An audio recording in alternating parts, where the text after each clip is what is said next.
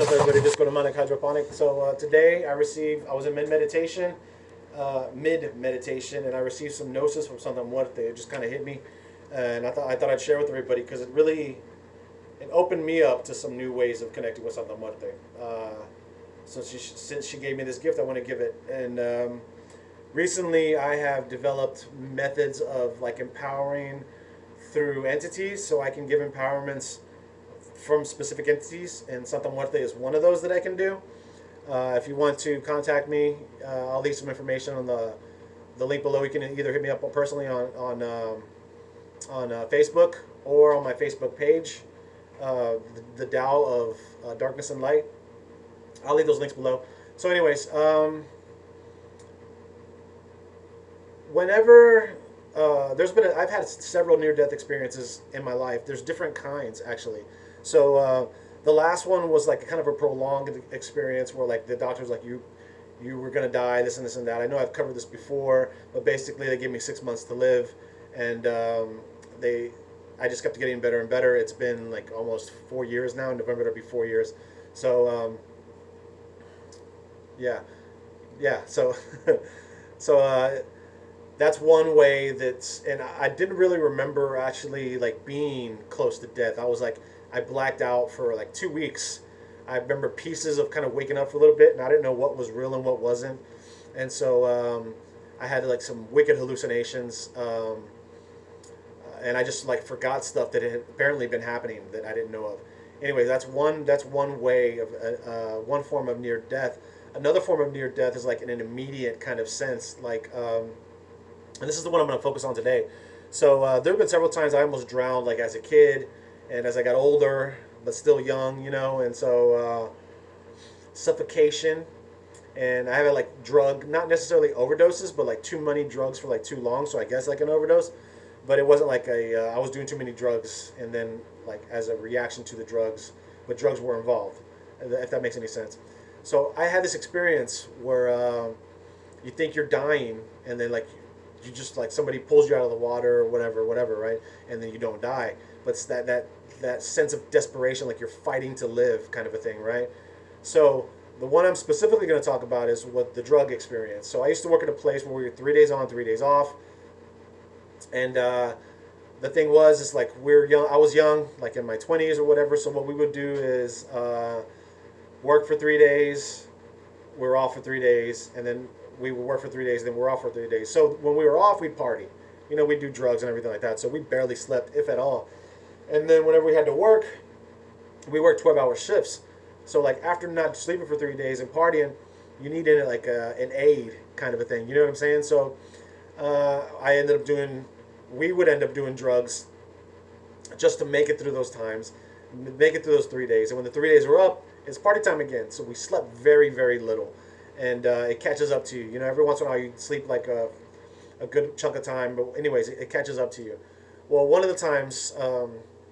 and this is when I quit. One of the times I quit doing drugs completely. I had been up for several days, and then whenever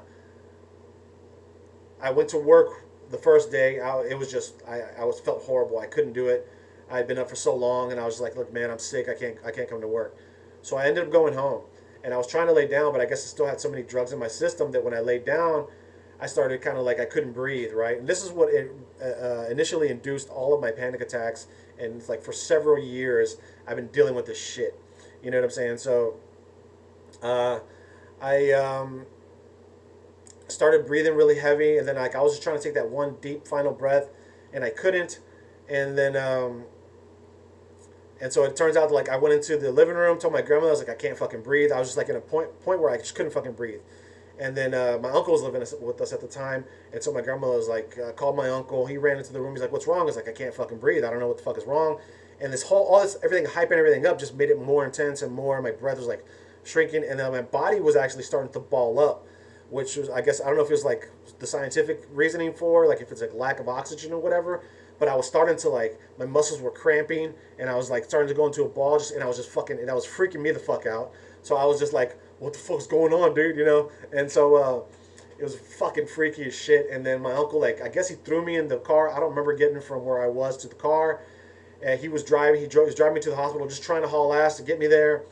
And then I remember getting there, and then it was just like there was this point that, and I don't even exactly remember when this shit happened, but there was this point where like I thought I was gonna die, and it wasn't like there was really no super real danger of me dying. There was probably, you could have a heart thing, but I was so young, and but the thing was, this is like your body is like making you think that you're dying, like you're balling up and shit like that. It was really fucking intense, and this was actually one of the most intense experiences I've had.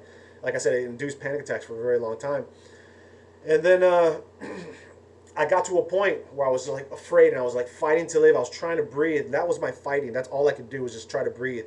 And every time I was breathing with desperation, it would cause more desperation. And I was just like, and just fucking like, just my body was just like this. And like I felt like myself like imploding in a way. Even though I know that I wasn't, that's what it felt like. It was really fucking weird. And then I finally got to this point where I was like, all right, I fought as hard as I could, and then I just accepted it. I was just like, okay, man, I just accept death. That's it, whatever. Okay, and then I fucking just like calmed the fuck down, and then and I really don't remember what happened after that. I was in the hospital, and like apparently, obviously, I lived, but it was just like that point in time was whenever you accept death, it was like this. It was so peaceful. It was such a peaceful experience, and I don't know how many people have gone through this. Like how many people have like experienced like this type of near death experience. It's like where you think you're fucking dying and you fight so hard, and then all of a sudden you get to the point where you're just like, it's not really like a giving up, like fine, whatever. It's like you accept it. So it's not like a giving up. You accept like that. Okay, this is my fate, and you're okay with it. You're totally cool with it. You know what I'm saying? Like you just, and it's like one of the most peaceful feelings that I've ever had. Hopefully, this doesn't make anybody try to do anything stupid. You know what I'm saying? I'm not saying that you should search for this. It's a shitty feeling. It's not something you want to go through, especially if you survive. Like I said, I had panic attacks for several years after this shit, and I've gotten better with my panic attacks. But it's like it took years and years and years for me to be able to do that. Just thinking about it kind of gives me, but whatever. What Santa Muerte showed me today in meditation was that moment of peace is a way to connect with her. So if you've ever had that happen to you, you can use that in your spiritual practice. You can utilize that feeling. Just remember that feeling of peace that you had and extend it out to her. And then that's how she showed me today is like you can actually connect with her in like a whole different level. And it was a really cool experience, man. And I got that when I was doing the energy work on myself. When I do energy work on myself, I basically hold my hands. And it's kind of like the learning how to do like Reiki was the beginning of it, but I don't know why I did the quotes. But so I learned how to use my Lao Gong, and there is no in and then out. There's like you can bring in energy and project energy from either way, but there's a hand palm chakra called the Lao Gong, and you can actually push out and suck in energy with that. So I was giving myself energy, and this is whenever this shit happened. So it kind of just all clicked at once, and it was pretty cool, man. So if you have this experience, or if you have any kind of near-death experience, and you're trying to connect with Santa Muerte, this is a way you can connect with her. I would actually maybe even try, like, if you have different types of near-death experiences, just try to get to that point where you remember the peace, that you just accept it. For me, with my last near-death experience, it was a longer, drawn-out process. So I accepted death. I was like, well, okay, fuck it, this is it. And then it gives you like a peace, like, well, really, it's not like an unhealthy way of not giving a fuck, but you really don't give a fuck about anything.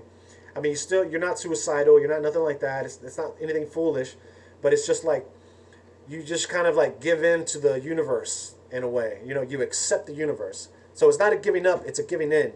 You know what I'm saying? So it's like you just give yourself to the universe, and then you recognize that you are the universe, and you're a part of the universe. You are within the universe, and the universe is within you. And this is when I talk about the void, when you're working in the void. Like when I go into the void, I am within the void, and the void is within me. And I've explained it like a tea bag in water.